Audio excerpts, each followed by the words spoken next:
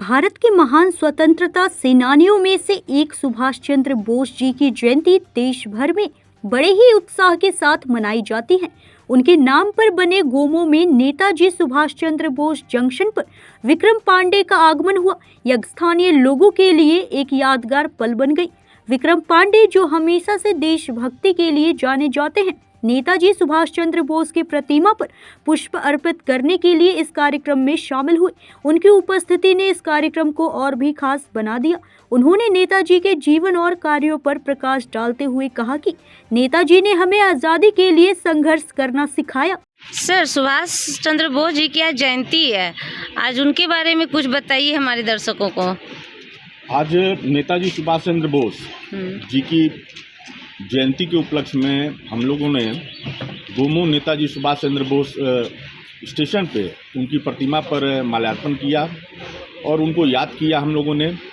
और चूँकि नेताजी का जुड़ाव गोमो से काफ़ी गहरा रहा है, अंतिम बार नेताजी को यहीं पर देखा गया था और एक कालका ट्रेन है, उसी से वो यहाँ से गए थे और उनकी यादें गोमो से काफ़ी जुड़ी हुई हैं।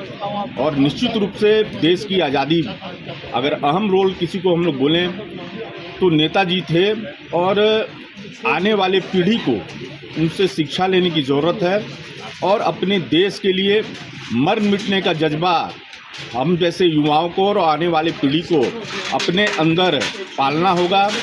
और निश्चित रूप से मैं आपके माध्यम से रेलवे, चूँकि ये धनबाद डिवीज़न में आता है, मैं चाहूँगा कि हमारे जो उच्च अधिकारी हैं उनको भी इस स्टेशन पे, जो इतने महान व्यक्ति के नाम पर ये स्टेशन का नामांकन हुआ है, इसकी प्रगति और विकास में अपना योगदान दें।